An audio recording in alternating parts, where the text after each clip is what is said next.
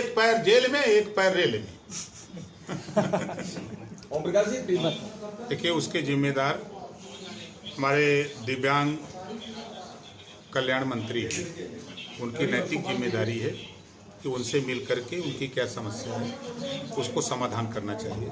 और जहाँ तक आपने सवाल किया कि प्रधानमंत्री जी का संसदीय क्षेत्र है, तो स्वाभाविक है कि पीएमओ ऑफिस खुला हुआ है। इन लोगों को उस मामले को संज्ञान में लेकर के उनकी जो समस्या है उसका निस्तारण करना चाहिए। बीजेपी आपको अनदेखा करती है, आपके बातों को तहज़्ज़ुब नहीं देती है, इतने आपके बेबाक जवाब जाते हैं, क्या कहेंगे आप? बीजेपी के पास कोई उत्तर नहीं है तो क्या उत्तर देंगे? बीजेपी के पास हिम्मत है तो वो जातिवार जनगणना हो रही है, जनगणना जातिवार करा दे। सत्ता के बाहर थी बीजेपी तो 33% महिलाओं को आरक्षण देने की बात खूब बाजा बजा रहे थे। हिम्मत है भारतीय जनता पार्टी को तो 33% महिलाओं का जो विचाराधीन है उसको आरक्षण लागू कर दे, नौकरियों में कर दे। हिम्मत तो बाजा तो बजा रहे थे सत्ता में पाने के लिए। महंगाई कम करेंगे, है हिम्मत? पूछिएगा उनसे, महंगाई का नाम लीजिए तो कहते हैं नेहरू कांग्रेस की देन है। सत्ता में आप बैठे हो और नेहरू कांग्रेस का दोष देते हो। नौजवानों को रोजगार देने की बात किए थे, जीएसटी और नोटबंदी करके। बीजेपी के नेता बोलते हैं, निर्मला सीतारमण और प्रधानमंत्री बोलते हैं 3 लाख कंपनी नोटबंदी पे बंद हो गई और 6 लाख कंपनी जीएसटी आने पे बंद हो गई। कौन काम करता था?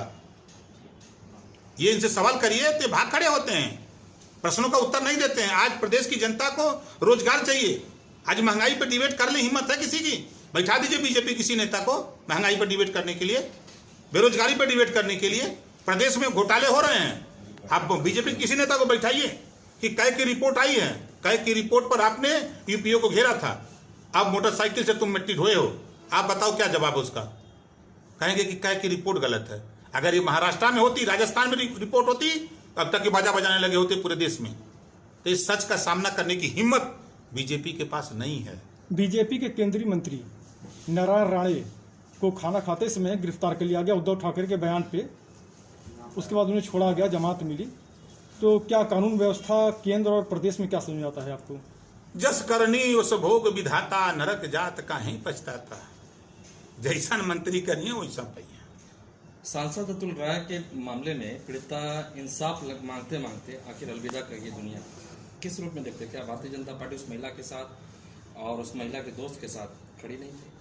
भारतीय जनता पार्टी को इस मामले से कोई लेना देना नहीं है। भारतीय जनता पार्टी सिर्फ वोट से मतलब है। उसको वोट चाहिए, वोट के लिए मीटिंग करती है, रैली करती है, जुलूस करती है, नारा बड़े अच्छे देते हैं, बेटी बचाओ बेटी पढ़ाओ, लेकिन करते क्या हैं?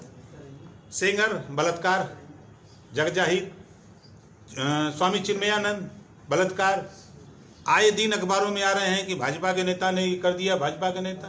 तो बेटी बचाओ भाजपा से, पढ़ाओ नहीं, बेटी बचाओ भाजपा से। जो घटना आप बता रहे हैं सांसद के, इसकी पूरी जिम्मेदारी भारतीय जनता पार्टी की है। अगर उस बालिका को न्याय मिला होता, उस बच्ची को न्याय मिला होता तो इस तरह की घटना वो नहीं करती। पूर्ण रूप से सरकार जिम्मेदार है। बेटी बचाओ बेटी पढ़ाओ का बीजेपी का मूल एजेंडा है। और बात की जाए 75 जनपदों में आज तक एक भी पीसीपीएनडीटी की जो बैठक होती है जिसमें बेटियों को बचाने के लिए सबसे सरकार की तरफ से प्रभावी कदम उठाया जाता है, एक भी जनपद में आज तक नहीं हुई। इस पर आपकी क्या प्रतिक्रिया है? देखिए, मैं फिर कह रहा हूँ, वो नारे दे करके वोट लेने की बात कर सकते हैं, लेकिन अगर इनको प्रदेश से, देश से अगर प्रेम होता, लगाव होता, समाज से लगाव होता तो ये देश नहीं बेचते। ये देश बेच रहे हैं। मैं फिर कह रहा हूँ, ये चाय बेचते बेचते पूरे देश को बेचने लगे।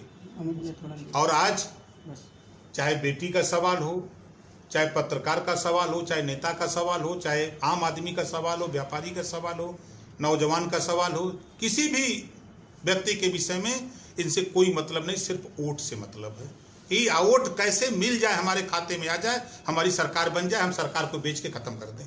देश में साल भर 10 साल पर एक बार जातीय जनगणना होती है। अलग अलग दलों का अलग अलग इस पर विचार आ रहा है। बिहार से भी कुछ समर्थन दिखता हुआ दिखाई दे रहा है। क्या कहेंगे, केंद्र की जो यह इस तरीके से पहल है, इस पर आपका स्टैंड क्या है? देखिए, समाजवादी पार्टी भी चाहती है जातीय जनगणना हो, बसपा भी चाहती है, उत्तर प्रदेश में ओम प्रकाश राजभर भी चाहते हैं, बिहार में नीतीश का भी अभी मिल करके उन्होंने ज्ञापन भी दिया, वहाँ तेजस्वी ने मिल के ज्ञापन दिया। पूरे देश के नेता चाहते हैं, सिर्फ भारतीय जनता पार्टी नहीं चाहती कि जातिवार जनगणना हो। ये जातिवार जनगणना से भागते क्यों है?